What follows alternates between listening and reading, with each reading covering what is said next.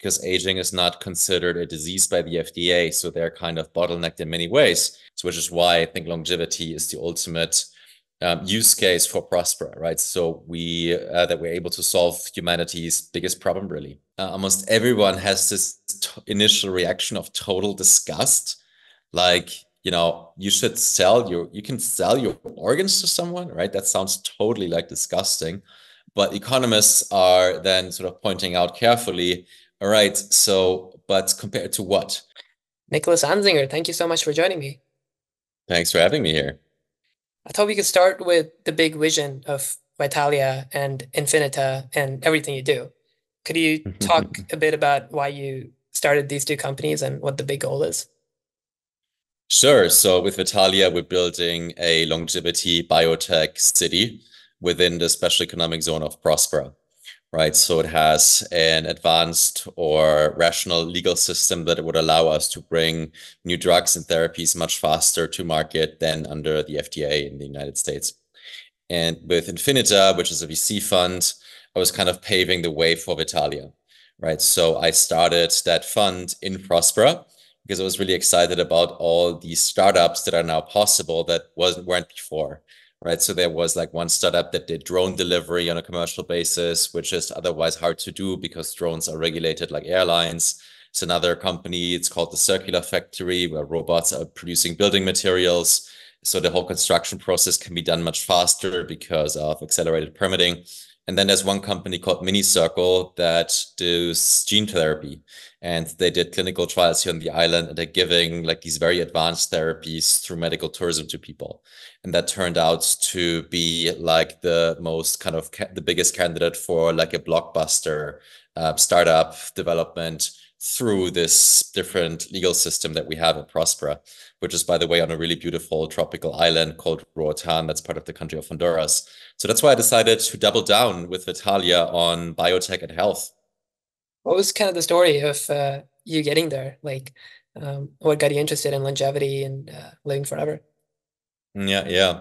So I think the longevity and living forever came a bit later, right? So I found the idea always attractive. In 2013, I was watching this movie by Jim Jarmusch called Only Lovers Left Alive.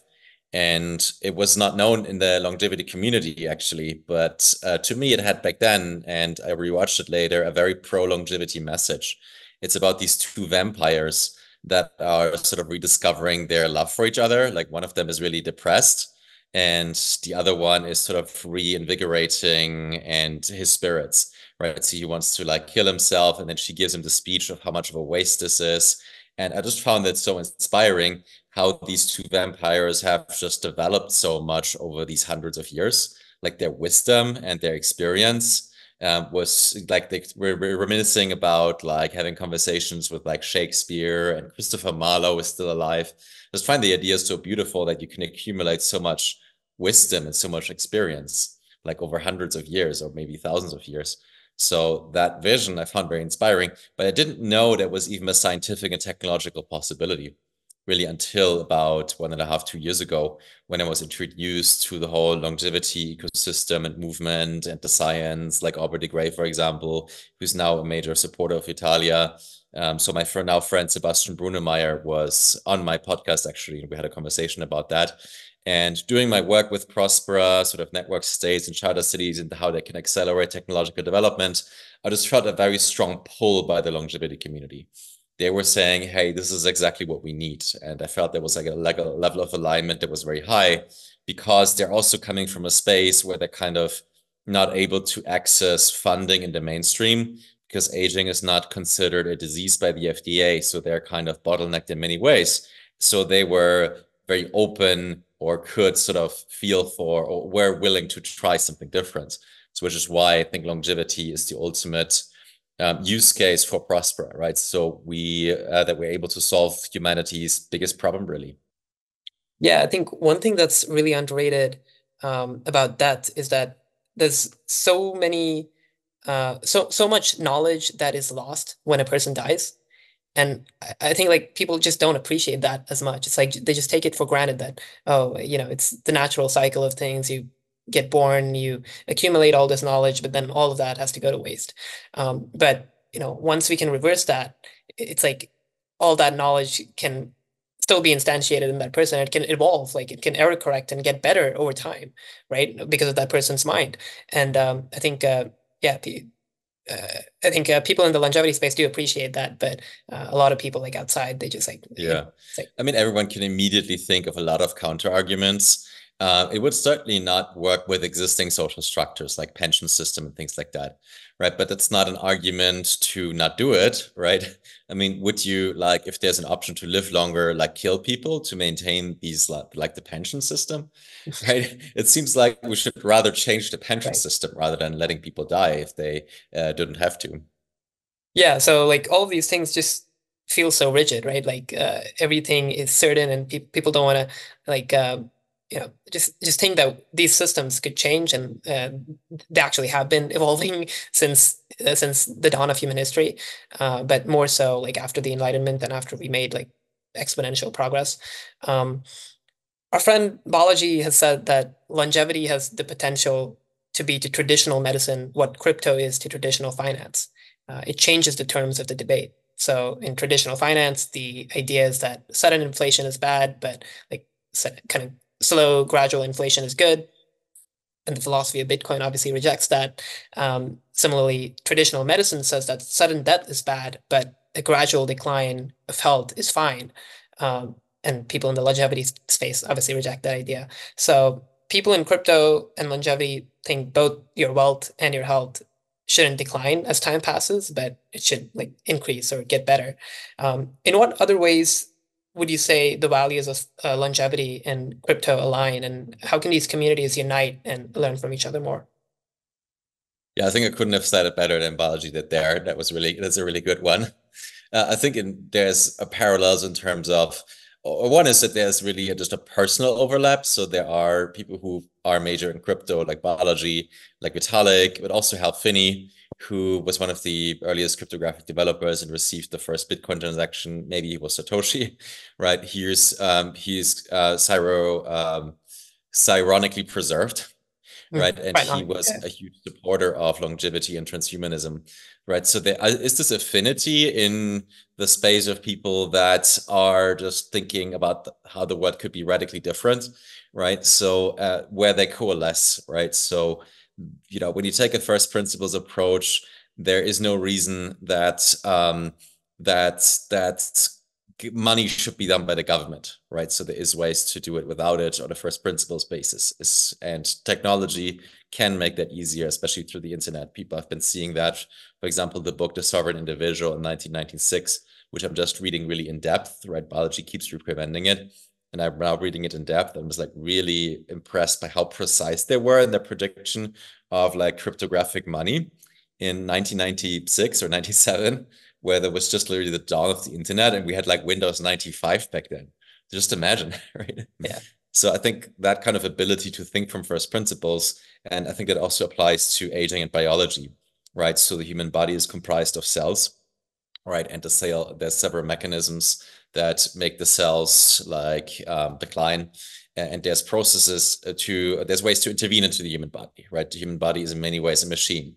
It's an extremely, extremely complex machine, right? So it could turn out that it's more complex in some ways than crypto in many ways, or generally take an engineering approach that starts with digital, right? Simply because on digital, we have all sort of the root problems or the root language of how we're building things were started by humans, by engineers, right? So we can build things on top of each other that have been understood, right? And somebody has like written a paper about or whatever, right? In biology, that's not the case, right? So evolution has designed human bodies over like tens of thousands, millions, billions of years until we're at the point where it is now. So it's an extremely complex system that we, in many ways, don't or haven't begun to be fully understand. But at the same time, we now have enormous progress through like the decoding of the human genome, the language of life, right? So like CRISPR and mRNA and gene therapies. So there is an enormous progress really in the science of how we understand genetics and genomics. and also AI. So, and how it could aid drug, and how is already aiding drug discovery, even in small molecules. And we're overcoming the small molecule approach to things like gene therapy. So there's an enormous potential really to accelerate a lot when it comes to biology, right? And it could, so there is the case that there's something similar in crypto where our knowledge and our ability to sort of create things that are indistinguishable from magic, as Arthur Clarke said it, is really at a point where it could be unleashed in major ways, and in some ways it is already. But I think and many people in the longevity community now agree with me that there's a bottleneck, right? That the bottleneck is human institutions. So the FDA is more like a symptom of that, right? So it's not necessarily that the people that staff it are like bad people or whatever, right? That's a way that's more like a symptom of how we do governance and sort of entrust these centralized monopolistic institutions to make decisions for hundreds of millions of people, actually billions of people, because the FDA really influences also what's done elsewhere in the world. And I think crypto also has there the spawned the idea that you can disrupt these centralized monopolies, right? I think that's also an enormously important breakthrough, right? Because, you know, the idea that you could decentralize money, right? So, or take or separate state and money, that was something that of theoretical interest to people, right? So you could staff a couple of like university academics chairs. And of course, you had some of the most brightest and forward-thinking people in the world in like the cypherpunk movement that have gone in that direction. But before Satoshi, before Bitcoin, that was more a theoretical possibility. And then there was a point at which it exploded. There was this Cambrian explosion, sort of by having kind of the first block and by having the paper and having the code of how it was done and then others building on top of it and seeing that it could change or effectuate the real world led to this explosion of innovation in that space. And there's also a parallel case where the same thing could happen in longevity and where we could also use that to fundamentally change or question or redesign the institutions that govern it. Right. So Bitcoin obviously did that with the financial side of things. How do you see that happen with institutions like the FDA and all these health regulations? Mm-hmm. Well, it would be in a similar way, right? So how does it happen with crypto? So you criticize by creating, right? Mm. So you put a product out that people can use as an alternative to the existing banking system, right? So you have your wallets, you can make peer-to-peer transactions, you can even give each other loans, and there's protocols where you can do that permissionlessly, and all these things that are done by the traditional financial system right now, that is very heavily regulated, and that's very highly captured by states, right? So, and that's how it would have to look like as well for longevity and for health, right? Because these institutions, it is almost impossible to reform them, right? So, I mean, I'm not against reform. I actually like that there are small improvements sometimes that can make a big impact, right? I wouldn't stand in the way. So the FDA, for example, was just recently publishing a draft on possibly regulating gene therapy differently, like a platform technology, which if they do it would be an enormous progress that would really enable sort of capital formation in the billions to do things much faster. I applaud that. That's great. But by far and large and on net, these institutions rather deliver worse outcomes over time because they're monopolistic, right? So what we can do is build alternatives to that, right? So same as in crypto, as in longevity. So we need, but where it's different is longevity has a very strong digital component, like through computational biology and decoding the human genome and things like that. But you can't take drugs online, right? You need to go into the real world somewhere. And also, you can't easily, I mean, there's ways to do that, but once it's something enters the human body and a mistake happens, it can't just be like a line of code that you delete, right? So damage or harm that's done to someone in the real world is something that is less sort of malleable in terms of the consequences it creates than digital. So there's a component of where you need to be in the physical space to give people drugs and treatments, and where you need to have sort of a system of rules, for example, liability, right? So if the doctor wasn't administrating it properly, or the company that produced the drug made like fraudulent claims, where you need to have these kinds of rules that can be enforced in the real world, where the actors also know, right? So there is ways to make these things much more permissionless, right? And some subcomponents of the healthcare system can be fully permissionless and should be. But there will always be a component of where you need, in the digital world, in crypto, you also have rules, right? There's more decentralized ways to make these rules, right? But there is many parallels, right? So there is some challenges with, okay, you have to do this in the physical world, but fundamentally, there is many parallels how we can do the same thing with health institutions. But the key is, in the world that we live in right now, we can't get too theoretical. We really just need to start in a way with jurisdictional or diplomatic recognition, right? So Balaji's idea is that as a network state, you start as a highly aligned online community, and then eventually you crowdfund territory and you get diplomatic recognition.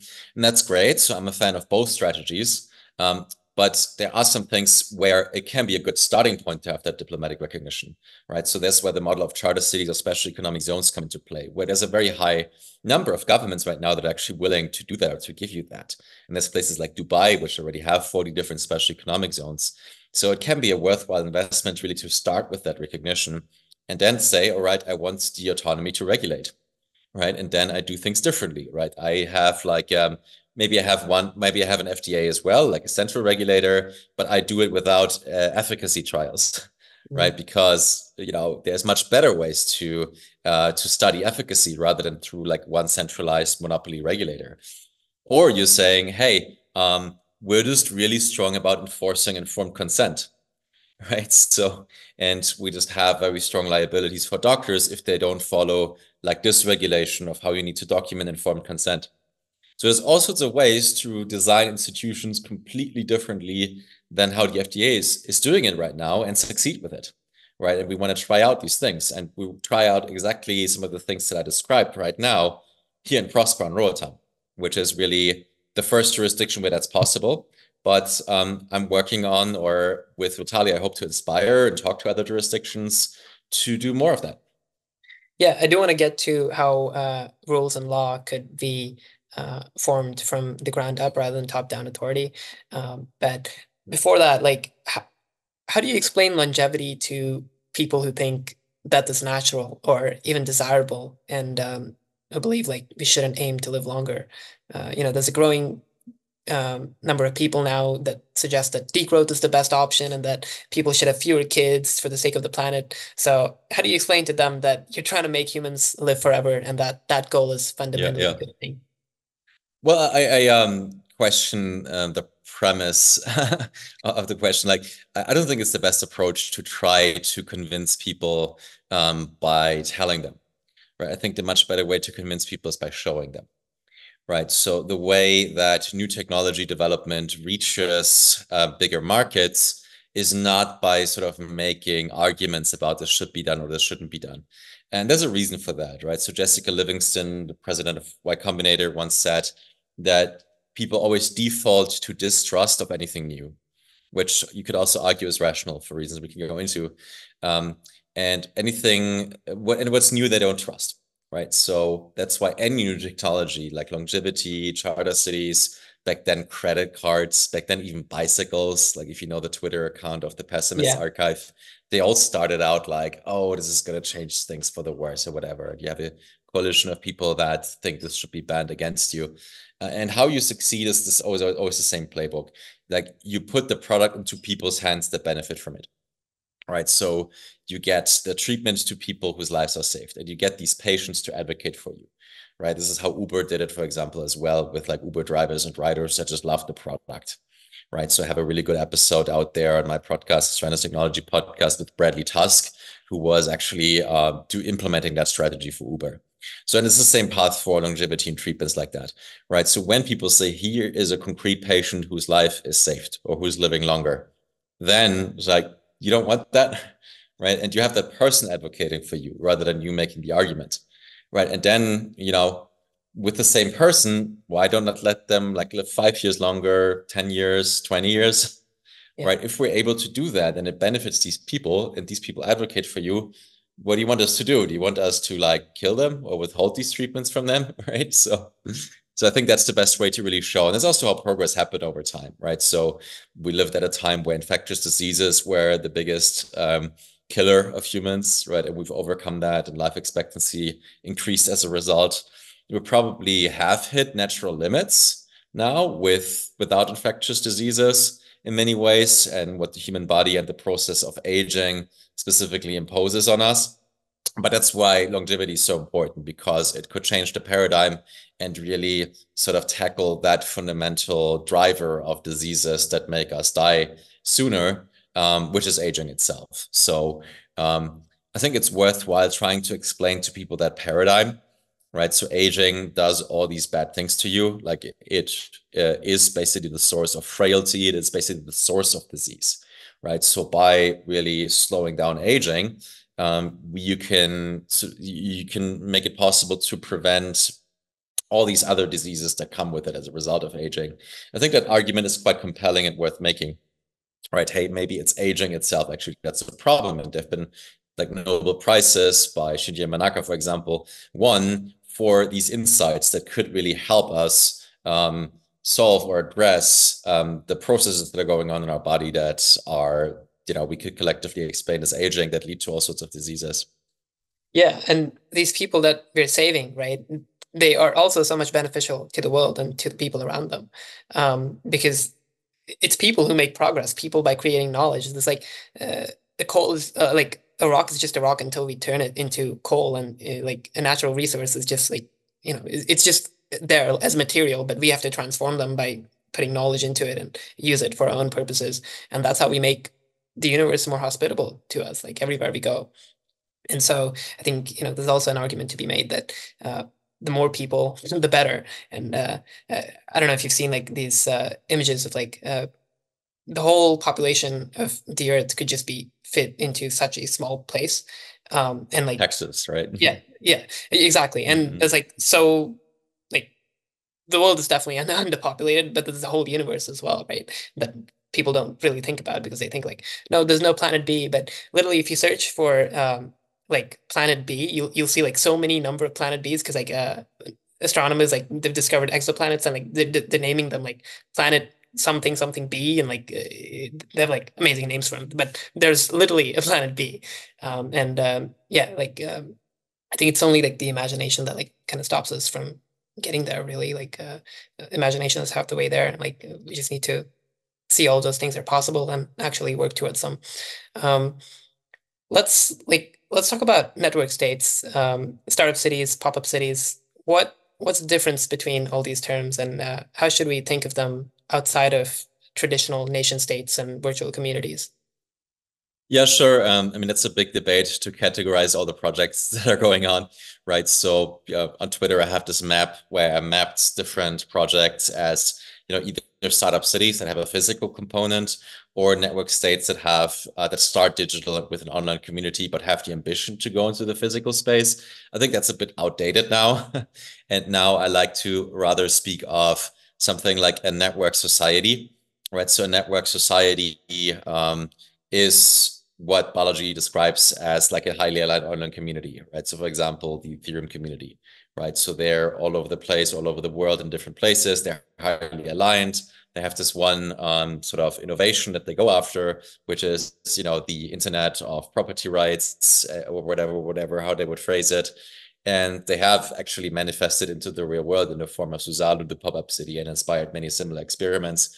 And then I would say once you actually have physical territory, or you can build something like a startup or a network city, right? So you can have a startup city that's like an n equals 1.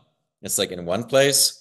And once you have n equals more than 1, you're a network city, right? And so any network city always has a network society, a community that holds it together or builds it. And then the question is n equals 1, which you could argue could lead to something like a traditional nation state, right? So the sort of big company form of the startup city would be sort of a, free city or private city or something akin to a traditional nation state, right? Because it's like in this one place, it has like this one nation or this one people. I mean, even that is questionable, right? Because maybe your population can be mobile, you have partnerships with other cities or whatever. I guess the key point of the network state is that we're sort of overcoming the over-reliance of nation states on physical borders, and sort of the idea of the sovereignty of these very large entities over these very large numbers of people that are in this one confined territory.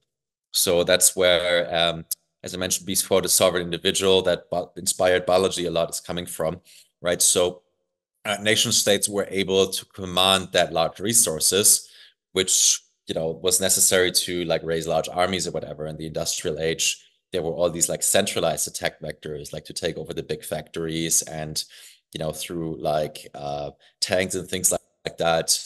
These were, you had it easier really to disrupt physical borders in key ways, that you needed to raise large armies to defend against that and things like that.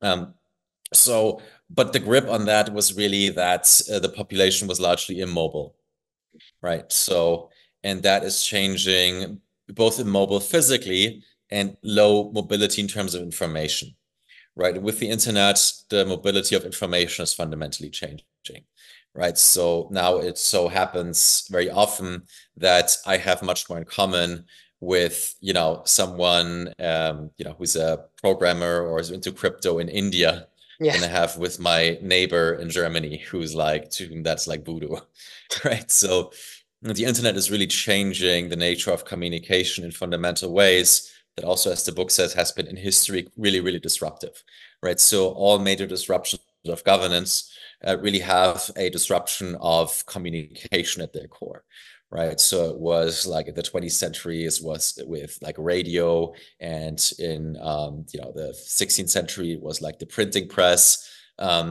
and things like that. So it was always really a disruption in communication that led to disruption in governance. And that's what the sovereign individual and the network state is kind of describing, right? There are these new alliances that are forming, right? So you have much more alignment of something that you could describe as like a nation, like a people that have things in common, like language or shared goals, that are happening in the cloud, right? These are forming now in the cloud.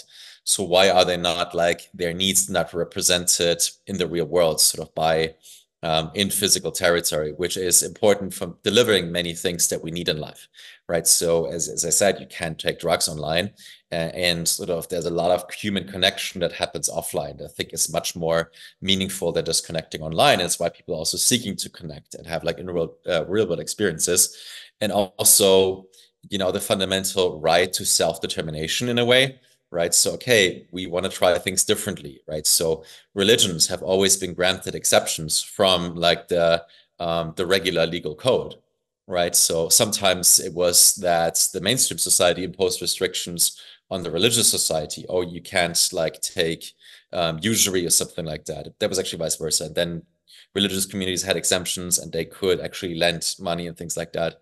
So so the legal systems and sort of the physical world should in different ways, or will in different ways, evolve around the needs of these different online communities, right? So to add maybe also a bit of color to that trend, who is already benefiting from increased mobility of information and of physical space is people that have become wealthy, right? So if you're wealthy, there is a really large number of options now where you can store your money safely from the grasp of like larger mainstream nation states, right? So you can, have offshore companies in the Cayman Islands, or have tax residency in like Dubai and things like that.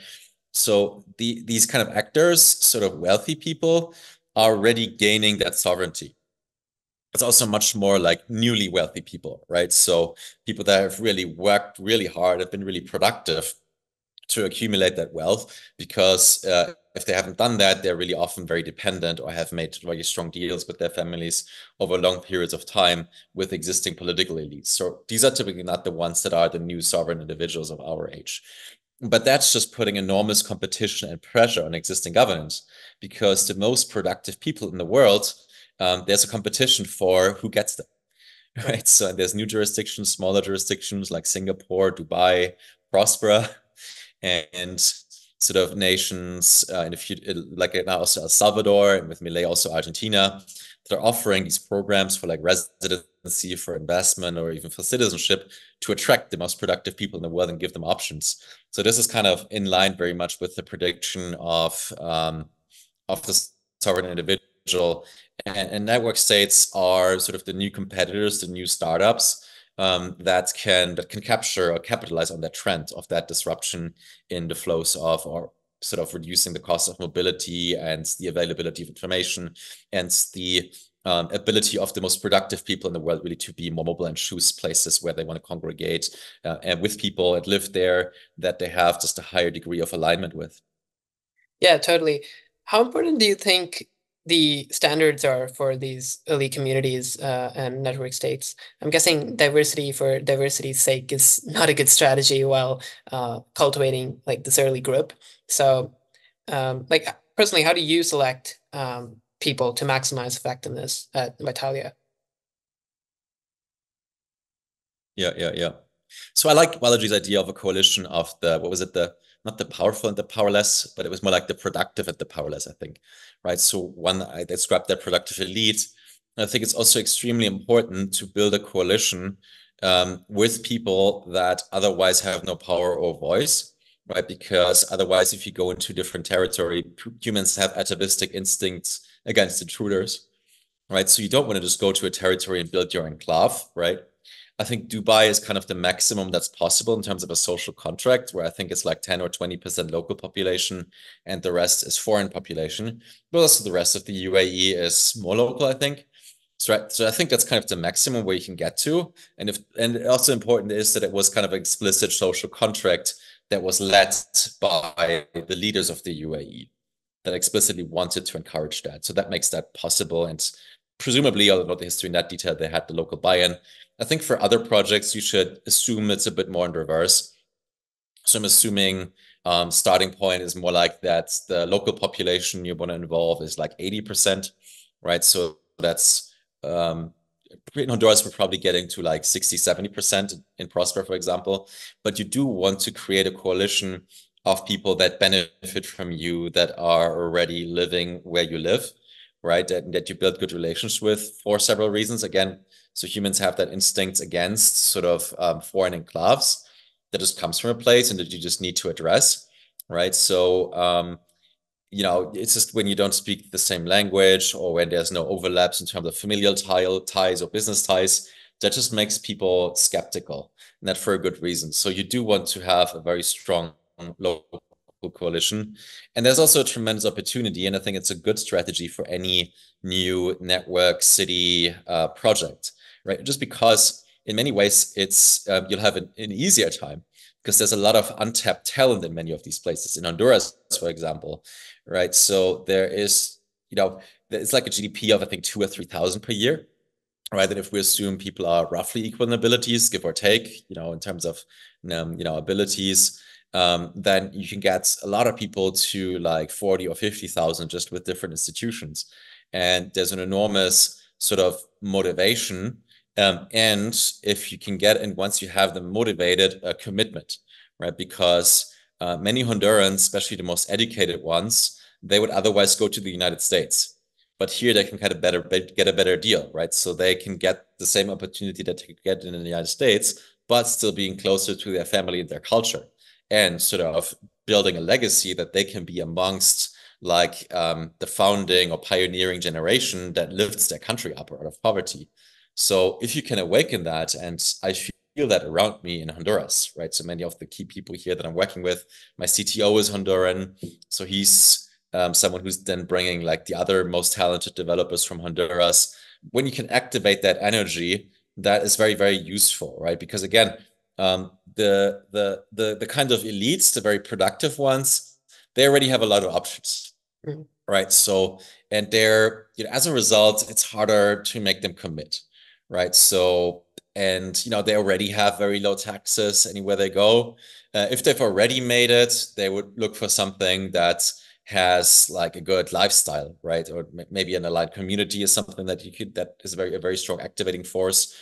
But other than that, it's hard, especially for new projects, to compete with like San Francisco for the density of high quality people, right? Even though I think that will get easier, and I think we're already getting there with Vitalia. We are already speaking kind of to a group of people that feels a higher alignment here, even with a group of like 100, 150 people than in San Francisco.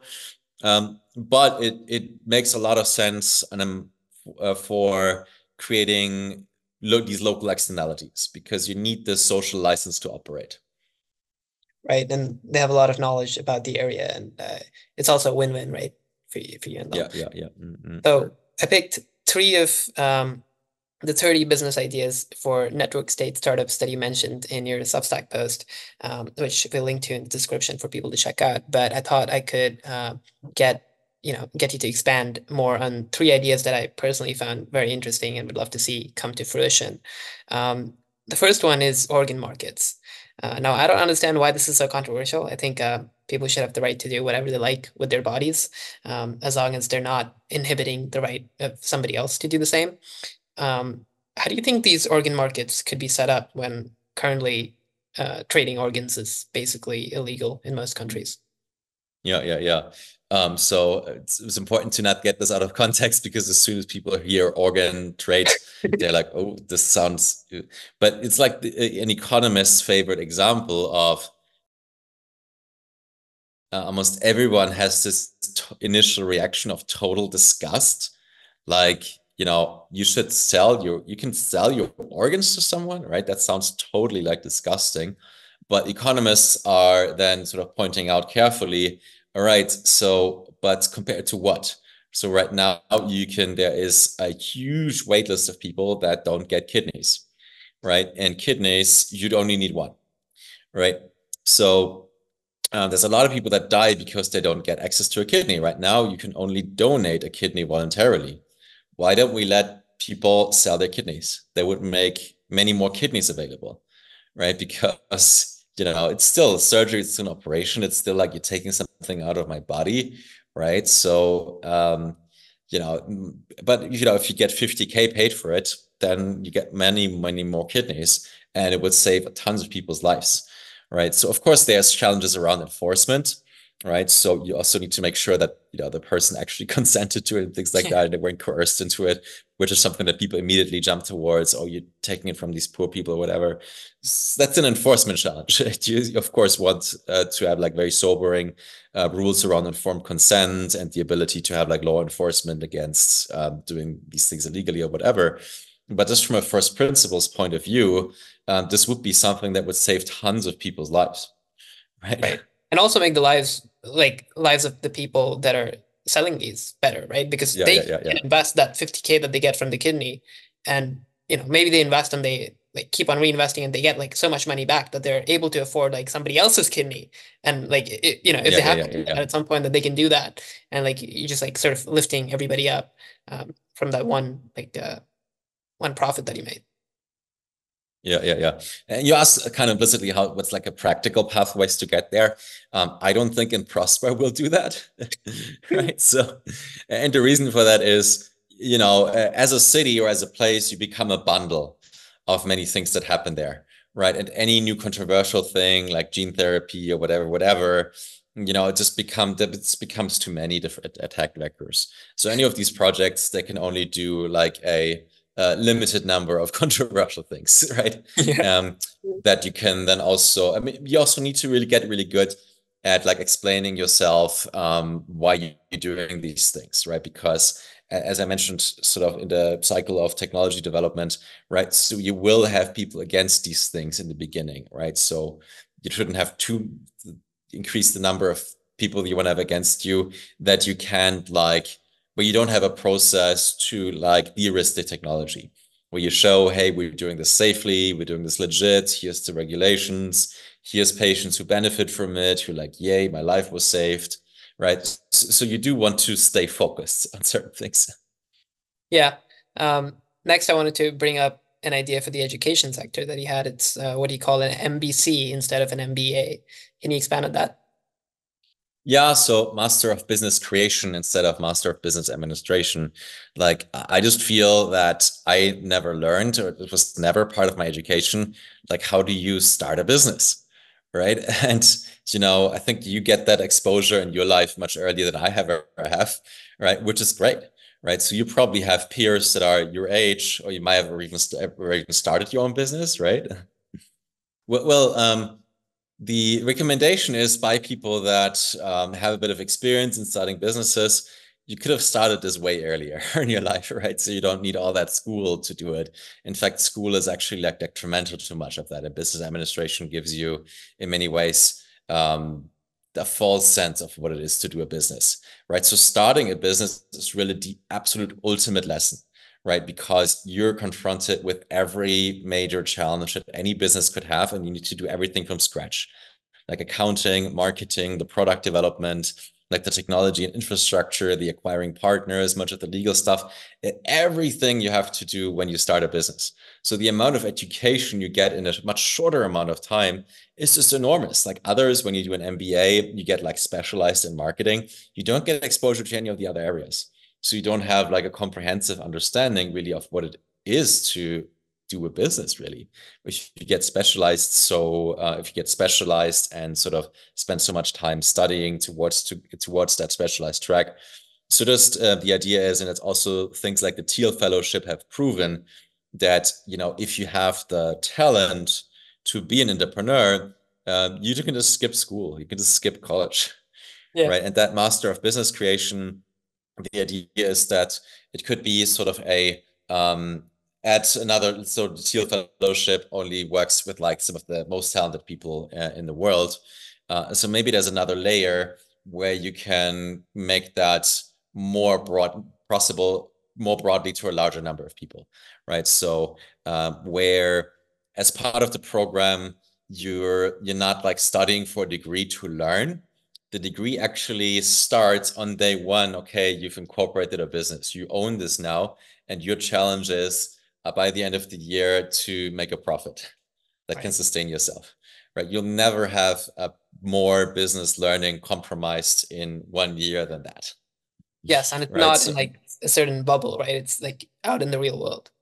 yeah, it's out in the real world. It doesn't have to be tech, even it can be something traditional, like, you could do a car rental, something like that, that's really local. So I'm very attracted to that idea. And with things like here in Prosper, where it's just much easier to like pay taxes and to incorporate a business and all of that you otherwise need lawyers for, I think that could just reduce the costs and risk to send people, young people into the real world much earlier. So that's the idea behind the MBC, Have you heard of the residency? the residency. Yeah. They're like so they're basically like a co-building, co-living space, and Hmm. I know the founder In is San very well. Francisco, I think I've heard of it. Yeah. Yes, yes, in Arcadia House. Hmm. They're like they've expanded to a bunch of other locations now, but it's like a pretty cool idea of just like getting talented young teenagers into, you know, a hacker house together, let them live together and like, you know, talk to people, like just form those really intimate Yeah, connections, yeah, and just work on their projects. And yeah, yeah. I think like they're planning to give like a stipend to those people, to actually focus and be able to afford their projects. But I don't think that's implemented yet. But I'm really rooting for them and like all of these other educational startups that are popping up that are just changing the way, like, you know, people learn and like just grow in life. Hmm. Uh, Finally, like the biggest idea that you mentioned in the blog post, in my opinion, is airports. Uh, what's an MVP you'd like to see in the sector that can compete with these basically state-owned monopolies? At least Yeah, like, yeah, yeah. Yeah, thanks for asking that. It's something that I think about a lot. Even though it's theoretical at this point, right? So it's just on a whiteboard. But I just realized at some point how awful airports are. And I suck. read this article by Brian Kaplan, one of my favorite authors. He's been here last week, actually. And he was like, why is our airport such a incomparably worse experience, or airplanes to trains and train stations? right? Do you have all these metal detectors to get into a train when you're like in Europe? In the United States, people are not familiar with that analogy that much, unfortunately. But in Europe, the train system works like really well and really smooth, right? And you never have all these metal detectors or whatever. It's like, is this because of security? Actually, no. You had like the sarin gas attacks in Japan. You had in Madrid and London bombings and St. Petersburg. Actually, trains are kind of a sitting duck, right? If you're a terrorist and want to do damage, it's very easy to reach massive population centers. Right. So it's not really that and the airplanes are in many ways probably now much safer than before, right? Because you can't enter the pilot's cabin anymore. So why is it that at airports we have all these like crazy security measures? Like you get scanned, you have to put out like your laptop, and you can't have liquids below like 150 Basically treated as milliliters. animals. Exactly. And like also the fact that you have things like global entry or clear, after you submit a document that, you don't have a criminal record, and that's something that could be done digitally like in a second. And then all of a sudden your risk of being a terrorist is that much lower. I mean, what? I mean, it shows it's possible that it shows that all of this stuff really is bloat, right? And then airports are really designed around these kinds of regulations that make an extremely unpleasant experience, right? So another thing is, of course, also immigration restrictions, but I'm also not a fan of at all. But and even that, and yet you could also do much simpler. But in general, airports just have this, for those reasons, this enormously awful experience. And it's very hard to change, right? Because, and again, this is just based on superficial research, but there are these like jurisdictional rights that as an airport, you're pretty much a sitting duck for like the government, right? So they're often built by governments, most of the time not operated by governments, more like by private operators. But you need like rights by the government to like fly over, including like to land because of all these immigration restrictions. So there just doesn't seem to be a way to reduce the bloat. But this is where charter cities could come in, where you have these rights, right? So, or where you have like small jurisdictions that where the government is willing to grant you these rights or these exceptions, that you could build airports where you have the right to land and to fly to another airport and all of that, right? So, and once you have a little bit of density of that, like a couple of interesting projects that a small aligned community of people like us would fly to, like you go from Prospera to Zanzibar to Montenegro to like the new pop-up city in Argentina or whatever. And then you can start really just with one airplane, right? And as long as you can find clever ways to market it, and to have people like signal demand in a clever way, all right, it needs to go from like Prospera to Argentina at that time. As long as you find a clever way with technology to sort of plan and schedule around that demand, all you need is really one airplane to start an MVP that flies from one place to the other place. And then you can scale it up, all right? Demand increases, so you get a second airplane or a third, and you get to a size where you can afford like more government negotiations where you land the rights to use their airports or whatever, and you can get bigger machines or whatever. So you can start an airline. So you can start a major airline this way, and in the process, then hopefully also incentivize many of these governments to have their own airport where all these rules are kind of slackened down. Right. And like every plane that lands on this airport is basically like competing against all these state-owned monopolies. Even if to a small extent, like if that keeps on going on, then like, there's going to be pressure on these people to actually produce a better service, maybe. Yeah. I mean, maybe you need to vertically integrate and build your own airport as the airline. I think that's where I would be going towards. But again, this is kind of a theoretical idea. But it just Right. has to be a way to build new airports, right? So. Yeah. So, okay, going more theoretical, what are your thoughts on shifting the base layer of society to privatized, decentralized, profit-making corporations? So, in a way, language and culture are also a part of the base layer, right? And they don't have to be imposed on everybody. How would you envision the transition from fiat-imposed law and enforcement to privatized courts, police, and justice systems? Well, the good news is much of it is already happening, right? So as I mentioned before, when you're wealthy, you have a lot more options. what's a really interesting trend that surprised me positively is that as a result of that competition for millionaires and billionaires, basically, effective tax rates have gone down, right? So governments, try to increase taxes wherever they can, right?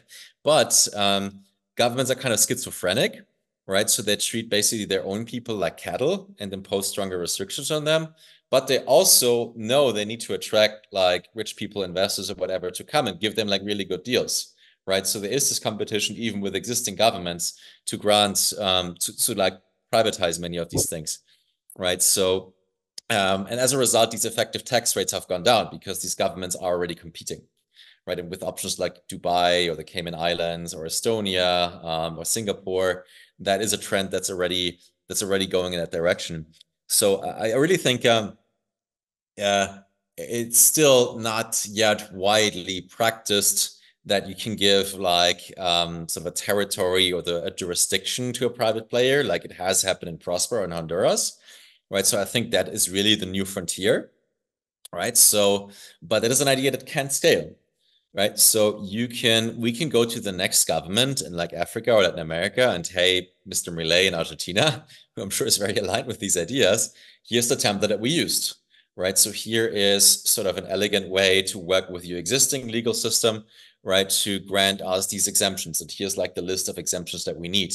And, we pay you taxes, you get a good deal. If it doesn't work, it doesn't hurt you or whatever. So we can literally do that in almost any country in the world where the conditions for that are there in terms of, and we also know quite precisely what the conditions need to be. But of course, you need to have political leadership that has buy-in into that. But you don't negotiate the presidential level. You negotiate one or two levels below. You need like a super capable, typically young lawyer, and you need a coalition of like second-tier elites. And that person who is responsible to drive that legislative change needs to have the trust of the president. So that template we can repeat in terms of the actual legal templates, in terms of saying how these like private companies can look like, that would build these things, how the legal foundations, common law, and things like that would look like. The digital part, like the governance platforms, all of that. Hopefully also the financing and establishing that as a new asset class. So again, that's why I'm here in Prosper, because the success here matters enormously for the success of this movement as a whole and for getting a very large number of new jurisdictions and charter cities that could be sort of the physical manifestations of many of these network societies. All right, so there's really the difference between, all right, so we had the strongest legal protections ever in the history of special economic zones, but still the government undid it, right? So yeah, I told you so, it can't work, right?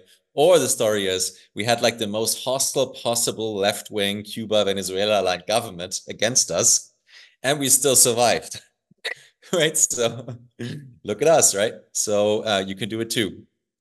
So that's the story that I want to be known when this Honduran administration is out, and that we can be sort of a lighthouse for other projects in the space.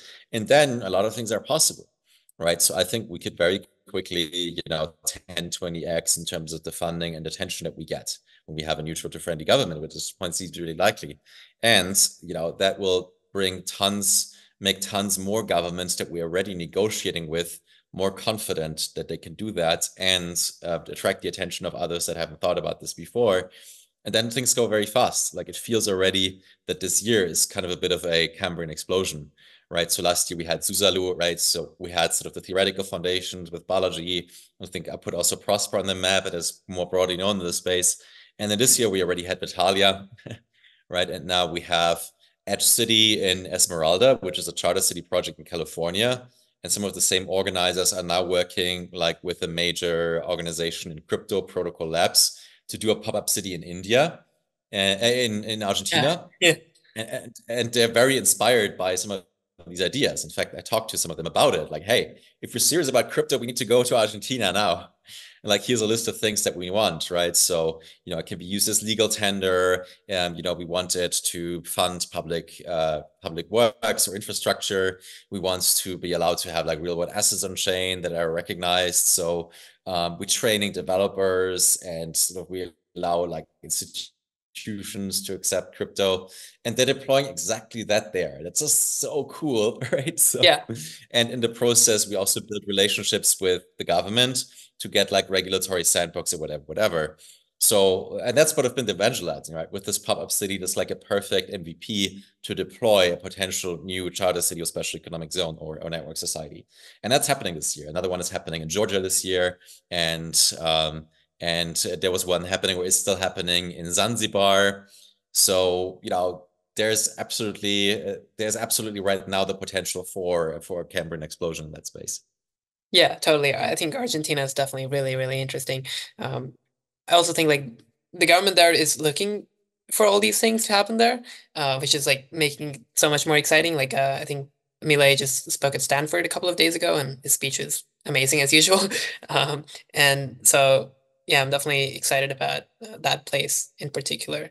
Well, Nicholas, this has been a very fun conversation, and I really appreciate you joining me. I can't wait to come to Prospera. Hopefully, that's sometime soon. Where can people find you and your work online?